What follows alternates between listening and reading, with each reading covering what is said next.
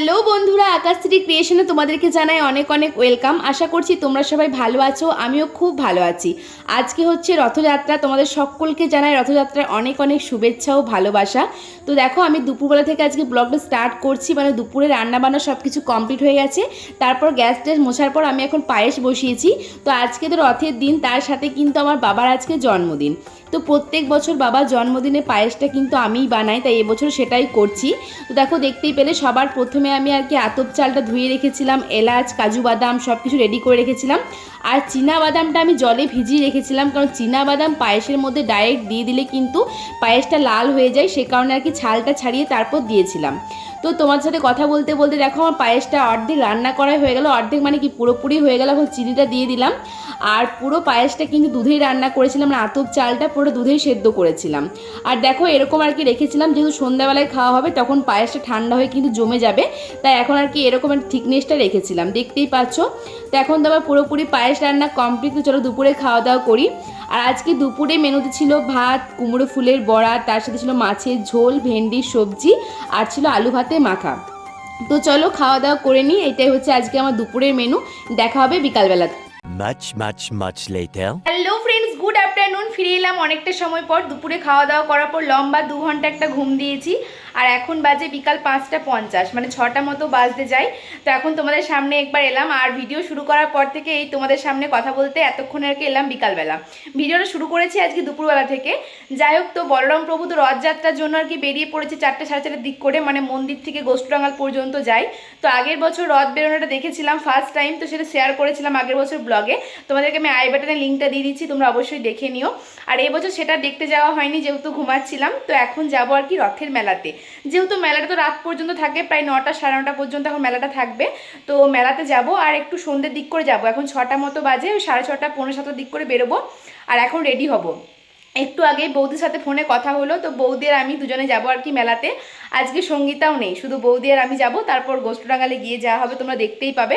তো চলো এখন রেডি হইনি, তারপর তোমাদের সামনে আসবো। আর এই যে এই ওয়ান পিসটা বার করলাম, এটা পরে যাব মেলাতে। ঠিক আছে, তো চলো রেডি হইনি, তারপর তোমাদের সামনে আসছি। তো দেখো ফাইনালি আমি রেডি হয়ে গেছি মেলা দেখতে যাওয়ার জন্য। এই হচ্ছে আজকে আমার রথের মেলার ফুল লুক। তো কেমন লাগছে অবশ্যই জানিও। লাইন আর কাজল কিচ্ছু পরলাম না এই গরমের মধ্যে, মনে হচ্ছে না এটাই সিম্পল ঠিকঠাক আছে। আর এই দেখো ভাইয়ের আজকে স্মার্ট ওয়াচটা পরেছি। ঠিক আছে, সবাই ড্রেসের ম্যাচিং করে ঘড়ি পরে, বাট আমি ঘড়িটা পরার জন্য ম্যাচ করে ড্রেসটা পরেছি। আর যখন দার্জিলিং গিয়েছিলাম তখনও ভাইয়ের এই ওয়াচটা নিয়ে গিয়েছিলাম, কিন্তু তখন ভাইয়ের বেল্টটা ব্ল্যাক কালারের ছিল। আর এই বেল্টের কালারটা আমার প্রচণ্ড ভালো, মানে খুব সুন্দর লাগে, একটা নিউড কালার। তো এই বেল্টটা লাগানোর পর থেকেই ভাবছিলাম যে কবে একবার এই ঘড়িটা পরবো। যাই হোক, তো আজকে সেই সুযোগ চলে এসেছে, আজকেই পরে নিয়েছি, দেখতেই পাচ্ছ। তো কেমন লাগছে জানিও। এখন বাজছে 6:27। তো চলে যাব, এখনই বেরিয়ে পড়বো, কারণ বৌদি বলেছিল 6:30 কি পৌনে 7টার দিক করে আর কি বেরোবো। তো চলো বেরিয়ে পড়ি, তারপর মেলাতে গিয়ে আবার তোমার সাথে দেখা হবে। চলো টাটা। এই দেখো মেলা যাবার আগে একবার অঙ্কুর সাথে, এই রুদ্র তুই আই। এই দেখো, এটা হচ্ছে আমার বড় ভিউয়ার্স, আমার সব ভিডিও দেখে। হাই করে দাও একটু, হাই। এই দেখো অঙ্কুর, তুই আর আমি ম্যাচিং। বলি বাবালে কি সুন্দর চুলিগুলো লাগছে গো, কি সুন্দর লাগছে গো। আমরা এখন মেলার মধ্যে ঢুকে গেছি। আর দেখো এটাই হচ্ছে আমাদের বলরাম প্রভুর পিতলের রথ। এটা করে কিন্তু বলরাম প্রভু মন্দির থেকে গোষ্ঠরাঙ্গালে আর কি রথ মঞ্চে এসেছে। তো গেলাম একবার প্রণাম করতে। যখন প্রণাম করতে গেলাম তখন বৌদিকে আমি ফোনটা দিয়ে গেছিলাম ক্যামেরা করতে। আর এখন এডিট করার সময় দেখছি কেমন যেন জায়গাটা ধোঁয়াশা টাইপের হয়ে গেছে। যাই হোক, তো ওখানে রথের মধ্যে প্রণাম করার পর দেখো বলরাম প্রভুকে দর্শন করতে এলাম। আর এখানে দেখতেই পাচ্ছ কতটা ভিড়। তো অনেক ভক্ত কিন্তু আসে আজকে এখানে বলরাম প্রভু দর্শন করতে, মেলা দেখতে। আর তাছাড়াও কিন্তু এই মন্দির চত্বরের পাশে কিন্তু বাতাসা, ধূপকাঠি এইসব আর কি বিক্রি করে। তো সবাই কিন্তু পুজোর কিনে এখানে আর কি বলরাম প্রভুকে দেয়। কিন্তু আমাদের যেহেতু মন্দিরেই সকালবেলার পুজো দেওয়া হয়েছে, তাই এখানে বিকালবেলা দিলাম না। যেহেতু মাছ টাছ খেয়েছি, তাই আমার মনে হলো যেন এখানে পুজোটা দেওয়া ঠিক নয়। যাই হোক, তো সকালবেলা তো মন্দিরে পুজো দেওয়া হয়েছে। তো দেখতেই পেলে বলরাম প্রভুকে দর্শন করলাম, কাছ থেকে দেখিয়ে দিলাম, তোমরাও প্রণাম করে নিও। আর তো দেখো আমি মেলা এসেছি বৌদির সাথে, আসার পর থেকে দেখানোই হয়নি। তোমরা ভাববে একা একাই হয়তো মেলা চলে এসেছি, কার সাথেই বা এসেছি। তো বাড়ি থেকে বেরোনোর পর কিন্তু বৌদিকে একবারও দেখানো হয়নি। যাই হোক, তো আমরা দুজনে মেলাতে ঘুরছিলাম। আর মেলাটা তো বেশিরভাগ আর কি বাচ্চাদের জিনিসপত্র ছিল, মানে বাচ্চাদের খেলনা টুকটাক। এখন আর কি তাও তো একটু একটু মেলাটা বসছে। আগে কিন্তু বেশিরভাগ আর কি রথের মেলা বলতে আর কি খাবারের দোকানটাই মেনলি বসতো। কিন্তু দেখো এই রাস্তার ধারে ছোটো ছোটো দোকানগুলোতে কতটা ভিড়, মানে মেলা মানেই ভিড়। আর যত ছোটোই হোক না কেন আমাদের গ্রামের মেলা একটা ঐতিহ্য, বুঝতেই পারছো, মানে আমাদের গ্রামে কিন্তু সব কিছুই হয়, ছোট হোক বড় হোক, তো সেটাই আর কি। আর এদিকে দেখো বাচ্চাদের জাম্পিংগুলো বসেছিল, এখন তো এগুলো সব জায়গাতেই বসছে বাচ্চাদের আর কি আনন্দ পাওয়ার জন্য। আর প্রচুর প্রচুর খাবারের দোকান ছিল, সেগুলো সব কিছু শেয়ার করা হয়নি। তো সেরকমই আমরা একটা খাবার দোকানে এখন চলে এসেছি আর কি। এখান থেকে পাপড়ি চাট অর্ডার দিলাম, আর পাপড়ি চাট দেখতে পাচ্ছি তৈরি করছে। আর এখানে কাকুগুলো বলছে আমাদেরকে একবার ভিডিও কর, যাই হোক আমার ভিডিও দেখে তাই একটু ভিডিও করছিলাম। আর এই পাপড়ি চাট কিন্তু মানে অন্যান্য খাবার বছরে কিন্তু অনেক সময় পাওয়া যায় অনেক দোকানে, কিন্তু এই পাপড়ি চাট মেনলি আমি কিন্তু মেলা ছাড়া কোথাও খাইনি, মানে হয়তো পাওয়া যায় কিন্তু আমাদের গ্রামে কিন্তু পাওয়া যায় না। তাই মেলা হলে কিন্তু প্রথম দিন মানে ফার্স্ট পাপড়ি চাটটা আর কি খাওয়া মাস্ট। তো প্রথমেই গেলাম, সেটাই বৌদিকে বললাম যে চলো আগে পাপড়ি চাটটা খাই, তারপর কিন্তু অন্য কিছু খাবো। তো এখানে আর কি অনেক কিছু দিয়ে আর কি ঠিকঠাক বানাচ্ছিল, আর আমি ভিডিও করছিলাম, বেশ ভালো লাগছিলো একটার পর একটা। ওদের কিন্তু হাতের স্পিড প্রচুর ছিল।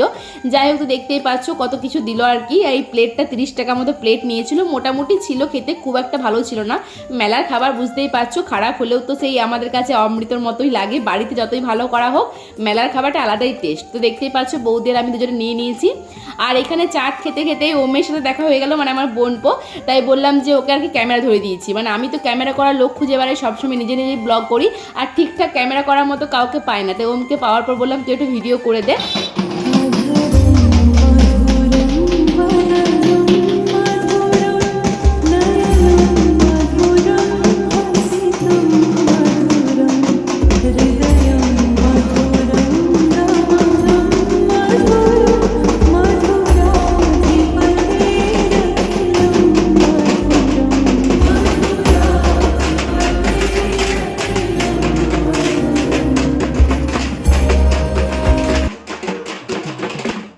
এখন রাত 8টা থেকে 8:30 মতো বাজে। তোমরা দেখতেই পেলে যে বলরাম প্রভু আর কি রথ মঞ্চ থেকে আবার রথে চেপে মন্দিরে ফেরত যাচ্ছে। আর এই টাইমে কিন্তু ফেরত যায় বিকাল 4টে 4:30 দিক করে আর কি আসে। আর আমাদেরও এখন মেলা ঘোরা কমপ্লিট, আমরা এখন যাচ্ছি আর কি মেলা থেকে বেরিয়ে। আর এইটুকু মেলার মধ্যে এত মানুষের ভিড় হয়েছিল, প্রচুর প্রচুর গরম ছিল। যাই হোক, তো মেলা থেকে বেরিয়ে দেখো আমরা এখন চলে এসেছি বাস স্ট্যান্ডে, আমরা সকলে দুর্গা মন্দিরে। আমাদের গ্রামে যে আশ্রম আছে বিজয় কৃষ্ণ সেবাশ্রম, আমরা হাঁটতে গিয়ে তোমাদেরকে অনেক সময় শেয়ার করেছি। তো সেখানে কিন্তু জগন্নাথ দেবের মূর্তি আছে। জগন্নাথ দেব কিন্তু আজকে এই আমরা সকলে দুর্গা মন্দিরে এখানে কিন্তু এসেছে বাস স্ট্যান্ডে, মানে মাসির বাড়ি যেমন আসে 7 দিনের জন্য, তারপর আবার 7 দিন পর ফেরত যাবে। তো এখানে যে জগন্নাথ দেব এসেছে, এখানেও কিন্তু 3 বেলা ভোগ হচ্ছে যেমন আর কি হয়। তো সবাই কিন্তু এখানেও আজকে জগন্নাথ দেবকে দর্শন করার জন্য অনেক মানুষের ভিড় হচ্ছিল, আমরাও সেই কারণে আর কি জগন্নাথ দেবকে দর্শন করতে এলাম। আর ওখানে জগন্নাথ দেবকে দর্শন করার পর এখন দেখো চলে এসেছি বাস স্ট্যান্ডে একটা এখানে দোকানে। আর এখান থেকে আর কি রোল অর্ডার করেছিলাম, বৌদের আমি এগ রোল খেয়েছিলাম, কারণ মেলাতে শুধুমাত্র চাটটাই খেয়েছিলাম। মেলার খাবার তো খুব একটা ভালো হয় না, কিন্তু চাটটা যেহেতু অন্য কোথাও আর পাওয়া যায় না, সে কারণে চাটটা শুধু মেলাতে খেয়েছিলাম। তো এখানে এগ রোল খাওয়ার পর সামনেই ছিল আইসক্রিমের দোকান, আর এত গরমের মধ্যে মনটা আইসক্রিম করছিল। তো এখন এলাম আর কি এখানে আইসক্রিম কিনতে। আর এখান থেকে যে আইসক্রিম কিনেছিলাম দেখতে পাচ্ছ আমার আইসক্রিম বাসছি, মানে আইসক্রিম কিনতে গিয়ে আর কি বুঝতে পারি না কোনটা নিলে ভালো হয়। তারপর দেখালাম যে চকোবার, এই চকোবারটা আর কি নিয়েছিলাম। যাই হোক, তখন দুটো আইসক্রিম নিয়ে এখান থেকে বেরিয়ে গেলাম। আর এই যে আইসক্রিম খেতে খেতে এখন ননদার বৌদি এখন ঘর চলে যাব। তো চলো একদম বাড়িতে গিয়ে তারপর দেখা হচ্ছে তোমাদের সাথে।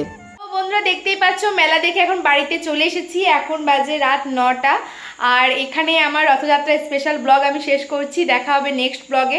ততক্ষণ পর্যন্ত সবাই ভালো থেকো, সুস্থ থেকো। আজকের মতো tata, bye bye, good night.